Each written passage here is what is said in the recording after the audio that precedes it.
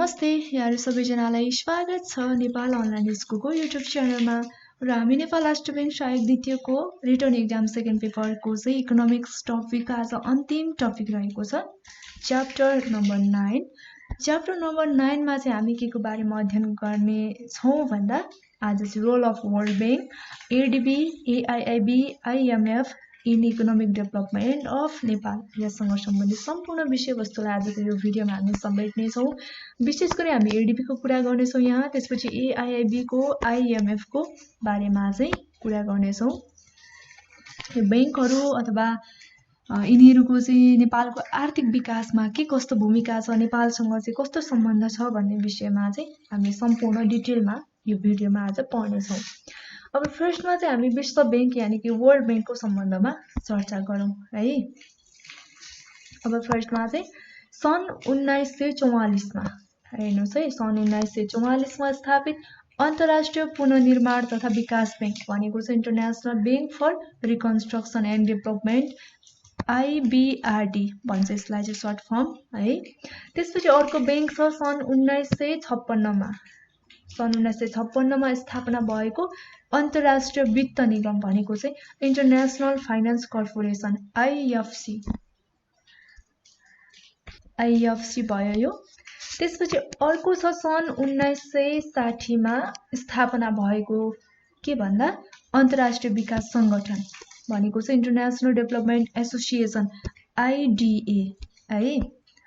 अनि सन् 1988 मा स्थापना भएको बहुपक्षीय लगानी प्रत्याभूति संस्था भनेको चाहिँ मल्टिलेटरल इन्भेस्टमेन्ट ग्यारेन्टी एजेन्सी एमआईजीए।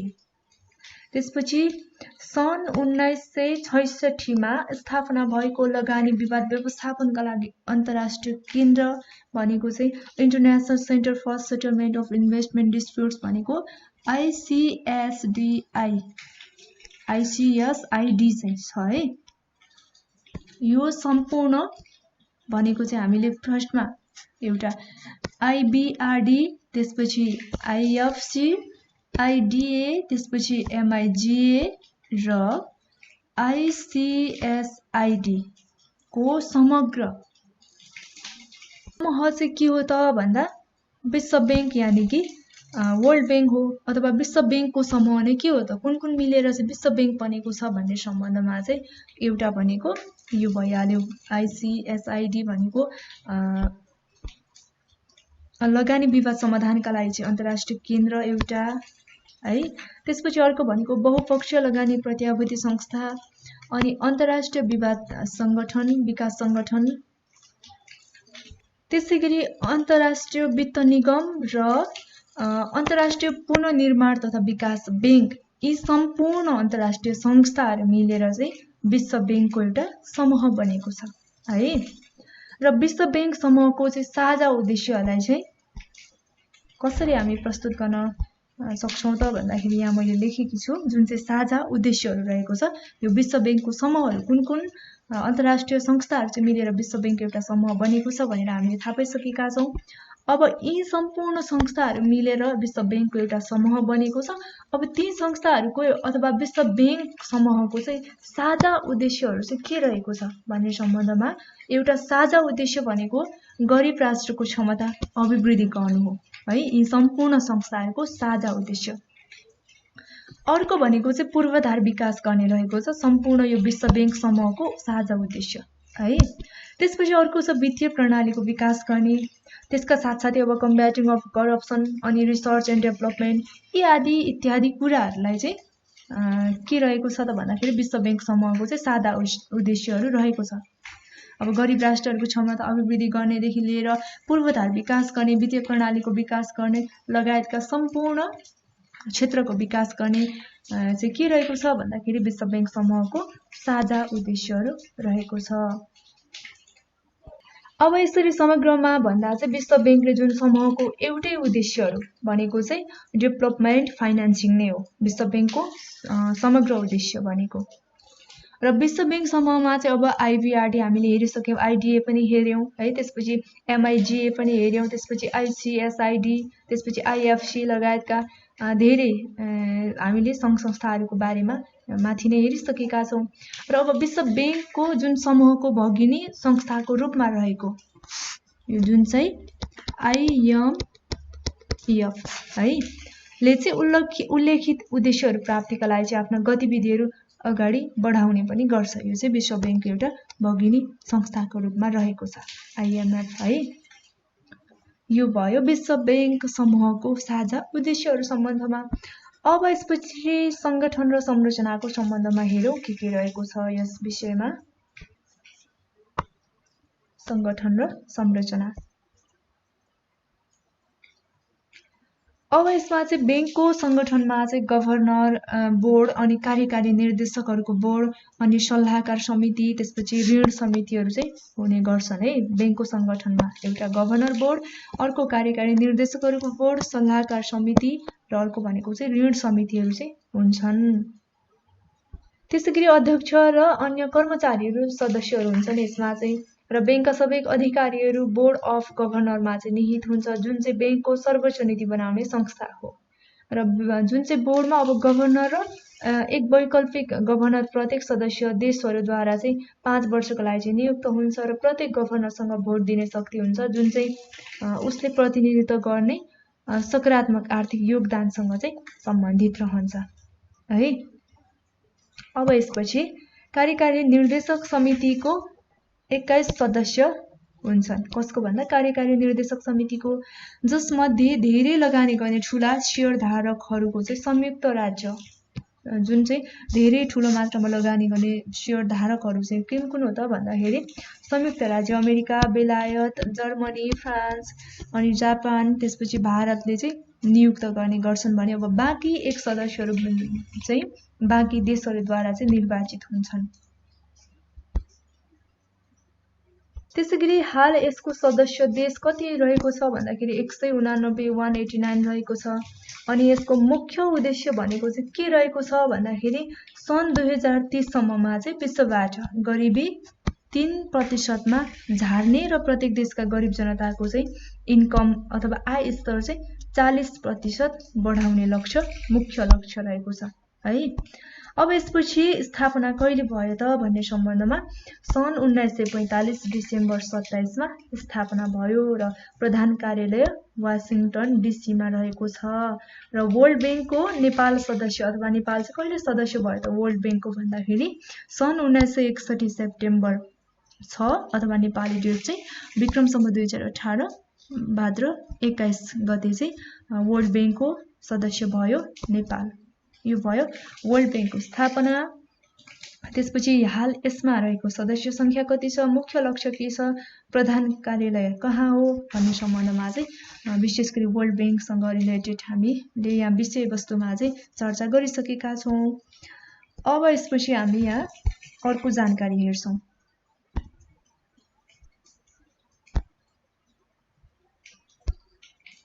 यो चाहिँ रहेको छ IBRD को सम्बन्धमा भनेको चाहिँ international bank for reconstruction and development. यसको बारेमा हामीले अगाडि पनि थाहा पाइसकेका छौँ। अब यसको प्रमुख अङ्गहरू हेरौँ। प्रमुख अङ्गहरू 3वटा अङ्गहरू रहेको छ। एउटा गभर्नर त्यसपछि परिषद है, गभर्नर परिषद त्यसपछि कार्यकारी परिषद र अध्यक्ष रहेको छ। अनि हाल यसको सदस्य भनेको चाहिँ कति छ त भन्दाखेरि 189 देश रहेको छ। कसको भन्दाखेरि IBRD को। अनि यसको स्थापना कहिले भयो भन्दा सन् 1944 मा भएको। यसको स्थापना प्रधान कार्यालय कहाँ छ भन्दाखेरि वाशिंगटन DC अमेरिकामा रहेको छ यो यसको प्रधान कार्यालय है। त्यसपछि अर्को संस्था पनि हेरौँ। अन्तर्राष्ट्रिय वित्त निगम भनेको चाहिँ IFC भनेको इन्टरनेशनल फाइनान्स कर्पोरेसन है। यसको बारेमा पनि केही जानकारी लिइहालौँ। यसको स्थापना कहिले भयो भन्दाखेरि सन् 1956 जुलाई 20 मा भएको IFC को स्थापना। अनि विशिष्टीकृत संस्थाको रूपमा चाहिँ कहिले भयो त भन्दाखेरि सन् 1957 फेब्रुअरी 20 मा चाहिँ विशिष्टीकृत संस्थाको रूपमा रह्यो यो। अनि हाल चाहिँ सदस्य राष्ट्रहरू कति छन् त IFC मा भन्दाखेरि 184 वटा राष्ट्रहरू चाहिँ सदस्य राष्ट्रको रूपमा रहेको छ। अनि आइएफसी को प्रमुख अङ्गहरू चाहिँ कतिवटा छ भन्दाखेरि 3 वटा रहेको छ। त्यसमा के एउटा गभर्नर, त्यसपछि परिषद, त्यसपछि निर्देशक र अध्यक्ष रहेको छ है। अनि यसको प्रधान कार्यालय भनेको वाशिंटन डीसी अमेरिकामा नै रहेको छ। र मुख्य रणनीतिहरू के रहेको छ त आइएफसी को भन्दा मुख्य रणनीतिमा चाहिँ आर्थिक विकासको महत्त्वपूर्ण चालकको रूपमा निजी क्षेत्रको भूमिकालाई चाहिँ व्यापक मान्यता र विकासशील देशहरूमा बहुसंख्यक रोजगारीको सृजनाकर्ताको रूपमा चाहिँ भूमिका निर्वाह गर्ने मुख्य रणनीति रहेको छ आइएफसी को। र यो भयो जानकारी आइबीआरडी र हामीले आइएफसी को बारेमा। कहिले स्थापना भयो, सदस्य राष्ट्र के छ, यसको अङ्गहरू के रहेको छ, अनि प्रधान कार्यालय र मुख्य रणनीतिको सम्बन्धमा चर्चा गरिसकेका छौं। अब यसपछि नेपालको विकासमा विश्व बैंकको भूमिका यानी कि वर्ल्ड बैंकको चाहिँ रोलहरू के रहेको छ त नेपालको आर्थिक विकासमा, यसलाई पनि हेरौँ है। अब यस अन्तर्गत जुन नेपालको विकासमा चाहिँ विभिन्न क्षेत्रमा चाहिँ विश्व बैंकको भूमिका रहेको छ, अब ती क्षेत्रहरूमा हामी चर्चा गरिहाल्छौँ। अब शिक्षा, स्वास्थ्य, जलविद्युत लगायतका वित्तीय क्षेत्रमा चाहिँ वर्ल्ड बैंकले महत्त्वपूर्ण सहयोग गरिरहेको छ। र नेपालको मुख्य दात्री निकाय जुन चाहिँ वर्ल्ड बैंकले नेपाललाई चाहिँ अब यी क्षेत्रहरूमा चाहिँ सहयोग गरेको छ। अब के क्षेत्रमा सहयोग गरेको छ भनेर हामी फर्स्टमा चाहिँ कृषि र वन क्षेत्र, एग्रिकल्चर एन्ड फरेस्ट, यस क्षेत्रमा कसरी सहयोग गरेको छ त विश्व बैंकले भन्ने सम्बन्धमा चर्चा गरौँ है। अब यस क्षेत्रमा चाहिँ जुन विश्व बैंकले हालसम्म दीर्घकालीन कृषि योजनालाई समर्थन एवं सहयोग गरेको छ है। त्यसैगरी विभिन्न 12 वटा प्रमुख सिँचाइ आयोजनाहरू निर्माणका लागि पनि ऋण एवं प्राविधिक सहायता पनि उपलब्ध गराएको छ विश्व बैंकले, यो पनि कृषि वन क्षेत्र सम्बन्धमा। अनि कृषि अनुसन्धान तथा विकास र विस्तारमा चाहिँ सहयोग पुर्याएको छ। अनि सामुदायिक वन परियोजनामा लगानी गरेर चाहिँ सामुदायिक वन विकासमा पनि जोड दिँदै आएको छ। त्यसैले गर्दा विश्व बैंकले नेपालको कुन क्षेत्रमा महत्त्वपूर्ण सहयोग पुर्याएको छ एउटा भन्दाखेरि कृषि र वन क्षेत्रमा भूमिका खेलेको छ अथवा सहयोग पुर्याएको छ विश्व बैंकले है। त्यसपछि अर्को क्षेत्र वित्तीय क्षेत्र सुधार कार्यक्रममा पनि विश्व बैंकले चाहिँ सहयोग पुर्याएको छ, यो फाइनान्शियल सेक्टर रिफर्म। अब यस अन्तर्गत विश्व बैंकको ऋण अथवा अनुदान एवं प्राविधिक सहयोगमा चाहिँ सन् 2003 बाट नै सुरु भएको वित्तीय क्षेत्र सुधार कार्यक्रम चाहिँ पहिलो र दोस्रो चरण समाप्त भई तेस्रो चरणको वित्तीय क्षेत्र सुधार कार्यक्रम चाहिँ अगाडि बढेको छ। र यस कार्यक्रमबाट चाहिँ अब हालसम्म नेपाल राष्ट्र बैंकको पुनर्संरचना, त्यसपछि नेपाल बैंक लिमिटेड र राष्ट्रिय वाणिज्य बैंकको पुनर्संरचना, वित्तीय क्षेत्रको सक्षमता अभिवृद्धि र कृषि विकास बैंकको चाहिँ सक्षमता अध्ययन कार्य चाहिँ भएको छ है। र हामीले अघिल्लो भिडियोमा जुन चाहिँ एउटा फाइनान्शियल सेक्टर रिफर्म भन्ने टपिक नै रहेको छ त्यसमा चाहिँ डिटेलमा छलफल गरेका छौँ यो वित्तीय क्षेत्र सुधार कार्यक्रमको सम्बन्धमा, त्यो भिडियोलाई हजुरहरूले हेर्न सक्नुहुन्छ। त्यसैगरी अर्को क्षेत्र भनेको चाहिँ शिक्षा र स्वास्थ्य, एजुकेसन एन्ड हेल्थ। अब यस क्षेत्रमा पनि विश्व बैंकले सहयोग पुर्याएको छ। अब यस पेसामा चाहिँ जुन यस क्षेत्रमा चाहिँ विश्व बैंकले हालसम्म प्राथमिक शिक्षा कार्यक्रमहरू अनि उच्च शिक्षा परियोजना विस्तार कार्यक्रम, जनसङ्ख्या परिवार स्वास्थ्य परियोजना सञ्चालन भनेको चाहिँ अब 1994 देखि है शिक्षा विकास परियोजना र शैक्षिक प्रतिष्ठानहरूमा चाहिँ सहयोग गर्दै आइरहेको छ यो शिक्षा र स्वास्थ्य क्षेत्रमा पनि विश्व बैंकको भूमिका। अब अर्को रहेको छ पूर्वाधार निर्माण। अब यस क्षेत्रमा चाहिँ विश्व बैंकले हालसम्म व्यापार घाटा न्यूनीकरण, त्यसपछि मल्टिमोडल यातायातको चाहिँ विकास अनि विस्तारमा सहयोग पुर्याएको छ। त्यति मात्र नभइकन व्यापार सहुलियत परियोजनाहरू तय गरेको छ। अनि वीरगञ्जमा चाहिँ सुख बन्दरगाह जुन निर्माणको लागि चाहिँ सहयोग गरेको छ। त्यसैगरी नेपाल विद्युत प्राधिकरणको सञ्चालन क्षमता अभिवृद्धि गर्नमा पनि सहयोग गरेको छ। अनि शहरी खानेपानी आपूर्ति तथा दूरसञ्चार परियोजनाहरूमा लगानी गर्न, भूकम्पले चाहिँ क्षतिग्रस्त भौतिक पूर्वाधारहरूको पुनर्निर्माणका कार्य आदिमा पनि यो विश्व बैंकले चाहिँ सहयोग गरेको छ है। अर्को छ गरिबी निवारण। अब नेपालको गरिबी निवारणको लागि चाहिँ विश्व बैंकको आय आर्जन क्षमतामा सुधार अनि वित्तीय स्थायित्व जीवन स्तरमा चाहिँ सुधार ल्याउन विविध खालका आर्थिक कार्यक्रमहरू चाहिँ सञ्चालनमा ल्याएको छ। र आर्थिक सूचकाङ्कको सम्बन्धमा नीतिगत सेवा अनि परामर्श उपलब्ध गराउने विभिन्न कार्यक्रमका सन्दर्भमा जुन आर्थिक अथवा प्राविधिक सहयोग एवं तालिमहरू चाहिँ उपलब्ध गराउँदै आएको छ र गरिबी निवारणमा पनि विश्व बैंकको महत्त्वपूर्ण भूमिका रहेको छ। र हामीले यहाँ विशेष गरी 5 वटा क्षेत्रहरूमा जुन चाहिँ नेपालको विकासको लागि है विश्व बैंकले खेलेको भूमिकाहरू सम्बन्धमा चर्चा गर्यौं। एउटा भनेको चाहिँ कृषि र वन क्षेत्रमा, अनि वित्तीय क्षेत्र सुधार कार्यक्रममा, त्यसैगरी शिक्षा र स्वास्थ्यमा, अनि पूर्वाधार निर्माणमा र गरिबी निवारणमा विश्व बैंकको महत्त्वपूर्ण भूमिका रहेको छ। यो चाहिँ नेपालको विकासको क्षेत्रहरू है। अब यसपछि नेपालमा विश्व बैंकको प्रमुख विकासात्मक रणनीतिहरू के रहेको छ यस सम्बन्धमा पनि चर्चा गरौँ।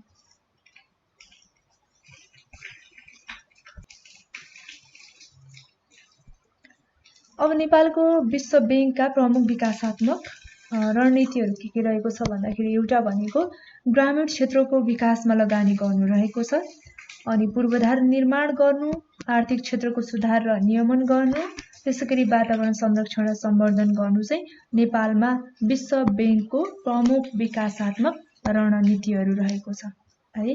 अब यसपछि चाहिँ हामीले वर्ल्ड बैंकको बारेमा त पढिसकेका छौं। अब यसपछि एसियन डेभलपमेन्ट बैंक एडीबी यानी कि एसियाली बैंकको बारेमा चर्चा गरौँ। एसियाली विकास बैंक एडीबी रहेको छ। अब एडीबी को स्थापना कहिले भयो भन्दाखेरि सन् 1966 डिसेम्बर 19 मा, र स्थापना कालमा चाहिँ सदस्य कति रहेको थियो भन्दाखेरि 31 देशहरू रहेको छ।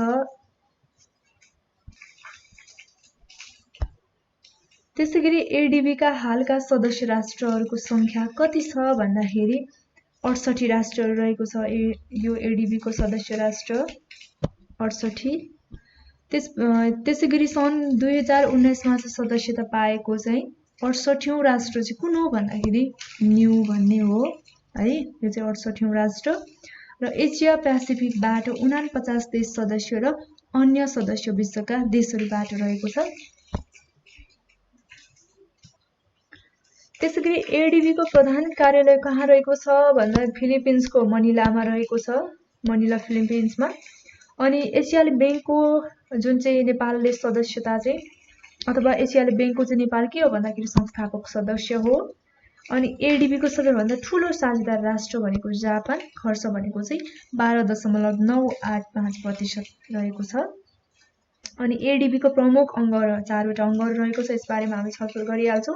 मुख्य अंग भनेको चाहिँ निर्देशक परिषद रहेको छ है। अब हामी एसियाली विकास बैंकको प्रमुख 4 अंगहरूको बारेमा चाहिँ छलफल गर्नेछौं। यो चाहिँ 4 अंगहरू रहेको छ एडीबी को। फर्स्टमा चाहिँ हामी गभर्नर परिषद, बोर्ड अफ गभर्नर्स को बारेमा चाहिँ चर्चा गर्नेछौं। अब गभर्नर परिषद भनेको चाहिँ बैंकको निर्णय वा नीति निर्माणको सर्वोच्च निकाय हो, जुन चाहिँ बैंकको सम्पूर्ण अधिकार चाहिँ यसै परिषदमा चाहिँ निहित हुन्छ है। र यसले चाहिँ आफैले गर्नुपर्ने भनी उल्लेख भएका जुन अधिकारहरू चाहिँ बाहेक अन्य अधिकारहरू निर्देशक परिषदलाई चाहिँ प्रत्यार्जित गर्ने गर्छ। र यस परिषदमा चाहिँ अब सदस्य राष्ट्रहरूका अर्थमन्त्रीहरू गभर्नरको रूपमा र अर्थ सचिवहरू चाहिँ वैकल्पिक गभर्नरको रूपमा चाहिँ रहने गर्छ। यो चाहिँ गभर्नर परिषद भयो। अब अर्को मुख्य अंग भनेको चाहिँ निर्देशक परिषद, बोर्ड अफ डाइरेक्टर्स। अब बैंकको कार्यकारी अंग भनेको यो निर्देशक परिषद हो है। यसमा चाहिँ गभर्नर परिषदको 2 वर्षका लागि चाहिँ एसिया प्रशान्त क्षेत्रबाट चुनेका 8 र अन्य क्षेत्रहरूबाट चुनेका चाहिँ 4 गरी 12 निर्देशकहरू चाहिँ हुन्छ है। 12 निर्देशकहरू र 12 चाहिँ वैकल्पिक निर्देशकहरू। अर्को 12 चाहिँ के हुन्छ त भन्दाखेरि वैकल्पिक निर्देशकहरू चाहिँ रहने व्यवस्था छ। र यो परिषदले चाहिँ गभर्नर परिषदका लागि सबै अधिकारहरू प्रयोग गर्न सक्छ। यसमा चाहिँ लेखा परीक्षण समिति, आय व्यय पुनरावलोकन समिति तथा प्रशासनिक मामिला समिति जस्ता सहायक समितिहरू चाहिँ रहने गर्छ निर्देशक परिषदमा। अब अर्को तेस्रो अंग भनेको चाहिँ सचिवालय प्रधान कार्यालय छ। अब फिलिपिन्सको राजधानी मनिलामा रहेको जुन प्रधान कार्यालय सचिवालय बैंकको चाहिँ प्रमुख प्रशासनिक एवं व्यवस्थापकीय अंग हो यो चाहिँ। अर्को चौथो अंग रहेको छ अध्यक्ष, प्रेसिडेन्ट। अब गभर्नर परिषदद्वारा चाहिँ 5 वर्षका लागि चयन गरिने अध्यक्षले चाहिँ बैंकको प्रमुख प्रशासकीय अधिकृत तथा सचिवालय प्रमुखको चाहिँ काम गर्ने गर्छ र अध्यक्षले अब निर्देशक परिषदको निर्देशनमा अध्यक्षले चाहिँ अब निर्देशक परिषदको निर्देशनमा है बैंकका चाहिँ क्रियाकलापहरू चाहिँ सञ्चालन गर्नुको साथै जुन बैंकको औपचारिक प्रतिनिधित्व पनि गर्ने गर्छ र अध्यक्षलाई चाहिँ सहयोग गर्न उपाध्यक्षहरू रहने व्यवस्था रहेको छ। यो अध्यक्ष भयो र हामीले यहाँ एडीबी को मुख्य 4 अङ्गहरू एउटा गभर्नर परिषद, त्यसपछि निर्देशक परिषद अनि सचिवालय प्रधान कार्यालय र अध्यक्षको सम्बन्धमा चर्चा गरिसक्यौं। अब यसपछि एडीबी का उद्देश्यहरू के रहेको छ त यसमा पनि चर्चा गरौँ।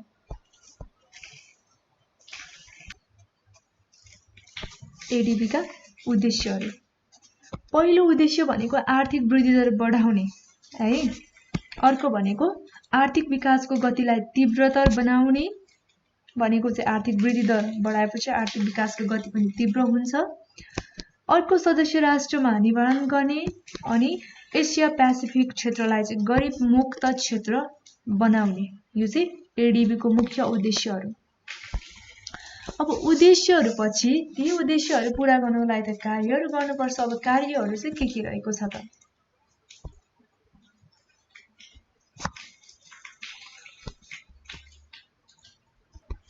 अब एडीबी को कार्यहरू अन्तर्गतको पहिलो कार्य भनेको चाहिँ जुन विवरणका लागि लगानी प्रवर्धन गर्ने, यो एउटा मुख्य कार्य हो।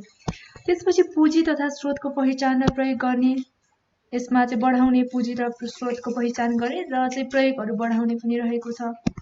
अर्को भनेको चाहिँ सदस्य राष्ट्रको अनुरोधमा विकास गतिविधिमा चाहिँ सहयोग गर्ने है, अनि आयोजनाको तर्जुमा गर्ने र तर्जुमा गरिसकेपछि कार्यान्वयनमा प्राविधिक सहायताहरू उपलब्ध गराउने, जुन चाहिँ आयोजनाको कार्यान्वयन गर्नमा। त्यसैगरी अर्को छ सार्वजनिक निजी लगानीहरूलाई प्रोत्साहन गर्ने अनि विकास नीति सञ्चालन गर्नलाई चाहिँ सहयोगहरू उपलब्ध गराउने। त्यसैगरी विभिन्न संगठनसँग सहयोगको समन्वय गर्ने र बैंकले आवश्यक ठानेका अन्य उपयुक्त कार्यहरू सम्पादन गर्ने चाहिँ के रहेको छ भन्दाखेरि एडीबी को मुख्य कार्यहरू रहेको छ। अब यसपछि एसियाली पूर्वाधार लगानी बैंक एआईआईबी र नेपाल बीचको सम्बन्ध के रहेको छ यस बारेमा चर्चा गरौँ। अब एसियाली पूर्वाधार लगानी बैंक एआईआईबी को सम्बन्धमा है, यसमा चाहिँ के छ भने चीनका राष्ट्राध्यक्ष सी जिनपिङले चाहिँ सन् 2013 अक्टोबरमा चाहिँ पहिलो पटक यो एसियाली पूर्वाधार लगानी बैंकको चाहिँ स्थापनाको चाहिँ कुरा उठाएका थिए। त्यस पश्चात चाहिँ प्रयास स्वरूप दिगो आर्थिक विकास र जुन भौतिक पूर्वाधार अनि वातावरणीय विकास, बहुउद्देश्य र बहुपक्षीय बैंक अनि वित्तीय संस्थाहरूमा चाहिँ लगानी गर्नु, जीवनस्तर, शिक्षा र स्वास्थ्यमा चाहिँ सुधार ल्याउने, यी विभिन्न उद्देश्यहरूसहित नेपाल लगायत चाहिँ चीन, फ्रान्स अनि इटाली, जर्मनी, रसिया, भारत है, यहाँ जुन नेपाल लगायतका चाहिँ रहेको छ राष्ट्रहरू अनि ब्राजिल लगायतका 57 मुलुकहरू चाहिँ एआईआईबी मा चाहिँ जुन चाहिँ 57 देशहरू चाहिँ संस्थापक सदस्य बनेर सन् 2015 को जुनमा चाहिँ चीनको बेइजिङमा चाहिँ स्थापना भयो। चीनको बेइजिङमा सन् 2015 जुनमा स्थापना भयो र स्थापना भइसकेपछि अक्टोबरदेखि 2015 को जुन अक्टोबरदेखि चाहिँ एसियाली पूर्वाधार लगानी बैंक यो एआईआईबी को चाहिँ सञ्चालनमा आएको हो है, र नेपाल लगायतका राष्ट्रहरू यहाँ रहेको छ। 57 राष्ट्रहरू अथवा मुलुकहरू चाहिँ संस्थापक सदस्यहरू यो 57 मुलुक। र अब एआईआईबी मा चाहिँ नेपालका तर्फबाट तत्कालीन अर्थमन्त्री रामशरण महतले चाहिँ हस्ताक्षर गरेका थिए है। र अब एआईआईबी मा चीनको करिब 30%, भारतको 8.4%, रसियाको 6.5%, जर्मनीको 4.5%, फ्रान्सको 3.4% र ब्राजिलको 3.2%। यो चाहिँ विभिन्न देशको शेयर रहनेछ। कति प्रतिशत यहाँ हेरिसक्नु भएको छ है। र अब यसरी सेयरहरू भन्दा पनि साना मुलुकहरूको आवाजहरूलाई चाहिँ बलियो बनाउन बढी मताधिकार दिने विधानमा चाहिँ उल्लेख रहेको छ है। अब AIIB मा चाहिँ जुन नेपालले जम्मा 809 वटा चाहिँ सेयर पाएको छ। यसमा चाहिँ अब 162 सेयरहरू चाहिँ $1,00,000 का हिसाबले चाहिँ नेपालले 1,62 करोड रुपैयाँ भन्दा चाहिँ बढी लगानी गर्नुपर्ने र बाँकी जुन 647 वटा सेयरहरू चाहिँ नेपालले मतदान अधिकारको रूपमा पाएको विशेष सेयर हो। र अब AIIB ले चाहिँ जुन अन्तर्राष्ट्रिय वित्तीय संस्थाहरूले चाहिँ असल अभ्यास र उच्च गुणस्तर व्यावसायिकता र भौगोलिक पूर्वाधारमा चाहिँ अब वातावरण संरक्षणको उच्च महत्त्व दिने उद्देश्यले चाहिँ राखेको पाइन्छ।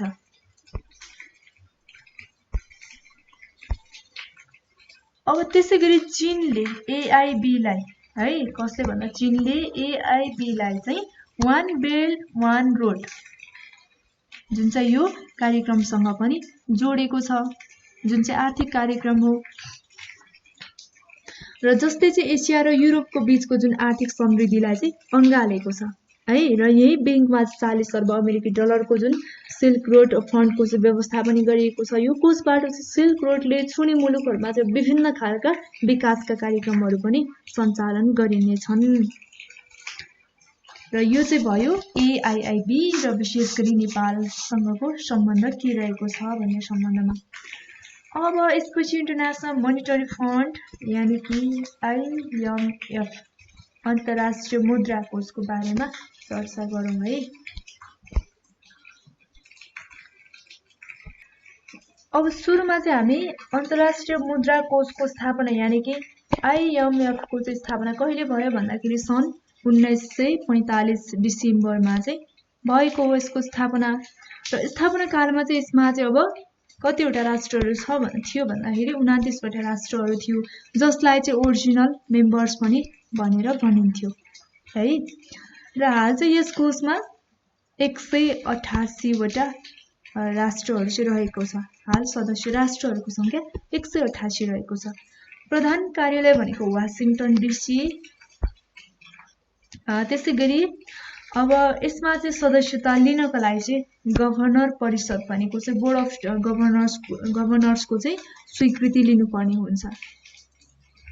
त्यसैगरी अब यो कोषको कार्य सञ्चालन सम्बन्धमा चाहिँ प्रयोग गरिने औपचारिक भाषाहरू चाहिँ 6 वटा निर्दिष्ट गरिएका छन्। ती 6 निर्दिष्ट भाषाहरू चाहिँ कुन कुन हुन् भन्दाखेरि एउटा अरेबिक, त्यसपछि चिनिया, अंग्रेजी, फ्रेन्च, रसियन र स्पेनिस गरी 6 वटा निर्दिष्ट भाषाहरू रहेको छ IMF को।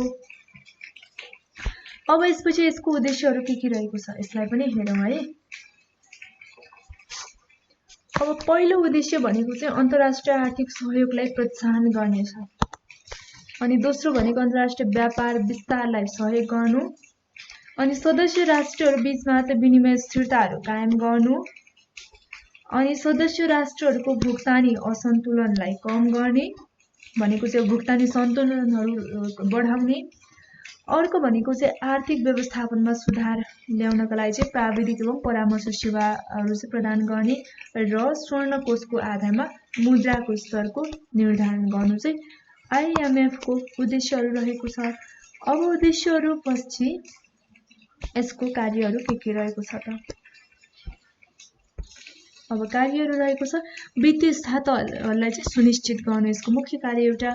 अर्को भनेको अन्तर्राष्ट्रिय व्यापारहरूलाई चाहिँ प्रोत्साहित गर्नु, त्यसैगरी रोजगारी वृद्धि एवं न्यायपूर्ण चाहिँ आर्थिक वृद्धिहरूलाई चाहिँ प्रवर्धन गर्नुपर्ने छ। अनि विश्वमा चाहिँ गरिबीहरू घटाउने कार्यमा चाहिँ सहयोग गर्नु पनि IMF को कार्यहरू रहेको छ। अब यसपछि नियमनकारी कार्यहरू चाहिँ के रहेको छ त, जुन चाहिँ नियमनकारी कार्यहरू IMF को है। अब यसमा चाहिँ पहिलो नम्बरमा के छ भने विनिमय दर प्रणाली अथवा अन्तर्राष्ट्रिय भुक्तानीहरूलाई चाहिँ निगरानी र नियन्त्रण गर्नेछ। त्यसपछि सदस्य राष्ट्रहरूले चाहिँ multinational principles and discriminatory currency एग्रिमेन्टलाई चाहिँ अपनाउँदाखेरि जुन राष्ट्रहरू बीचमा चाहिँ प्रतिस्पर्धात्मक रूपमा विनिमय दरहरू अवमूल्यन गर्ने गुटबाजी चल्न नदिइकन विनिमय व्यवस्थाहरूलाई चाहिँ स्थिर बनाउन निर्देशन दिने त्यसैगरी अर्को कार्य के छ भने अन्तर्राष्ट्रिय भुक्तानीमा असन्तुलन आएमा चाहिँ आवश्यक व्याख्या गर्न पनि लगाउने चाहिँ यो नियमनकारी कार्यहरू रहेको छ आईएमएफ को। अब यसको वित्तीय कार्यहरू के रहेको छ? वित्तीय कार्यहरू अब पहिलो कार्य छ सदस्य राष्ट्रहरूलाई शोधनान्तर समस्या परेको बखत भनेको परेको बेलामा चाहिँ आफ्नो साधनहरूबाट भुक्तानी असन्तुलनमा आएको जुन घाटाहरू पूर्ति गर्नलाई सहायता पुर्याउने। त्यसपछि अनुशासित मौद्रिक तथा विभिन्न नीतिहरू अपनाउने अनि अन्तर्राष्ट्रिय व्यापारमा चाहिँ आउने बाधा अडचनहरूलाई चाहिँ हटाउने अथवा न्यूनीकरण गर्नु पनि वित्तीय कार्यहरू रहेको छ आईएमएफ को। अब अर्को परामर्श सम्बन्धी कार्यहरू। अब परामर्श सम्बन्धी कार्यहरूमा चाहिँ के छ भने आईएमएफ को जुन टोलीद्वारा सदस्य राष्ट्रको स्थलगत भ्रमण गरेर समष्टिगत आर्थिक गतिविधिहरू, आर्थिक सूचकाङ्कहरू अनि नीतिगत कार्यहरू साथै सम्पादित कार्यहरूका सम्बन्धमा छलफल गरेर चाहिँ अब सुधारात्मक उपाय अथवा आवश्यक नीति र कार्यक्रमगत जुन सुझावहरू दिने रहेको छ है। त्यसैगरी अर्को कार्य भनेको चाहिँ यो परामर्शको सम्बन्धमा हेरिरहेका छौँ है हामीले। सदस्य राष्ट्रलाई चाहिँ सुझाव दिएर अब नैतिक दबाव चाहिँ दिन सक्ने तर कुनै पनि कुरामा चाहिँ अब बाध्य गराउन चाहिँ नसक्ने चाहिँ के हो त परामर्श सम्बन्धी कार्य हो। के को भन्दाखेरि आईएमएफ को। अब यसपछि आईएमएफ को अङ्गहरू हेर्छौँ। यसको विशेष गरी चाहिँ तीनवटा अङ्गहरू रहेको छ। एउटा भनेको चाहिँ गभर्नर परिषद भइहाल्यो, बोर्ड अफ गभर्नर्स। त्यसपछि कार्यकारी परिषद एक्जिक्युटिभ बोर्ड अनि प्रबन्ध सञ्चालक म्यानेजिङ डाइरेक्टर्स रहेको छ आईएमएफ को अङ्गहरू। र अब हामी अन्त्यमा चाहिँ जुन नेपालको आर्थिक विकासमा आईएमएफ ले खेलेको भूमिकाको बारेमा चर्चा गर्छौँ है। के कुरामा अथवा कुन पक्षमा चाहिँ आईएमएफ ले चाहिँ के भूमिकाहरू खेलेको छ भन्ने सम्बन्धमा चर्चा गर्छौँ अबको क्रममा। र जुन नेपालले चाहिँ आईएमएफबाट विभिन्न समयमा चाहिँ वित्तीय सहयोगहरू लिने गरेको छ, जस्तै नेपालको आर्थिक विकासमा महत्त्वपूर्ण भूमिका पनि खेल्दै आएको छ। अनि आईएमएफबाट लिने वित्तीय सहयोग कुनै विकास निर्माणको योजना सञ्चालन गर्न नभइकन जुन चाहिँ विदेशी मुद्राको सङ्कट टार्न मात्रै लिने भएकोले गर्दा नेपालले पनि सोही अनुसार चाहिँ देखाए बमोजिमको जुन वित्तीय सहयोग चाहिँ प्राप्त गरेको पाइन्छ। अब के सहयोग प्राप्त गरेको छ भनेर चर्चा गरौँ। फर्स्टमा नम्बर 1, अब जुन चाहिँ आईएमएफबाट नेपालले सर्वप्रथम सन् 1976 मा चाहिँ शोधनान्तर सङ्कट टार्नलाई सहयोग लिएको थियो है। शोधनान्तर सङ्कट टार्न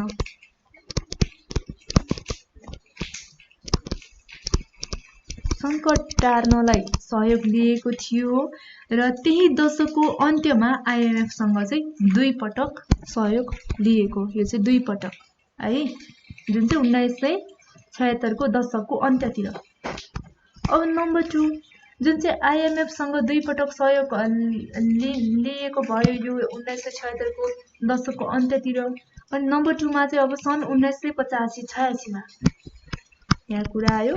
सन् 1985-86 मा पनि शोधनान्तर सङ्कट टार्न परेकोले नेपालले फेरि पनि यो सङ्कट टार्नको लागि अथवा शोधनान्तर सङ्कट टार्नको लागि नेपालले फेरि पनि अर्को पटक सहयोग लियो। 2 पटक सुरुमै लिइसकेको थियो र जुन चाहिँ 1985-86 मा पनि अर्को पटक सहयोग लियो 1 पटक है। त्यसपछि अब तेस्रोमा नेपालले सन् 1987-89 को अवधिका लागि चाहिँ जुन चाहिँ एसएएफ अन्तर्गत आईएमएफबाट चाहिँ सहयोग लिएको थियो। यो चाहिँ कहिले भन्दाखेरि सन् 1987-89 को अवधिमा है। एसएएफबाट चाहिँ अन्तर्गत यो अन्तर्गतको आईएमएफबाट सहयोग लिएको थियो। अब चौथोमा सन् 1992 देखि 95 को अवधिमा चाहिँ ESAF अन्तर्गतको चाहिँ जुन नेपालले IMF अन्तर्गत पनि फेरि अर्को सहयोग लियो। यो भयो जुन चाहिँ शोधान्तर सङ्कट टार्नका लागि नेपालले IMF बाट चाहिँ लिएको सहयोगहरू। र यसरी चाहिँ नेपालको आर्थिक विकासमा IMF ले चाहिँ महत्त्वपूर्ण भूमिका खेलेको छ है। यो चाहिँ भयो आज हामीले च्याप्टर 9 मा रहेको role of world bank, ADB, AIIB, IMF को बारेमा चर्चा गरिसकेका छौं, जुन चाहिँ नेपालको आर्थिक विकासमा के भूमिका रहेको छ भन्ने सम्बन्धमा रहेको थियो।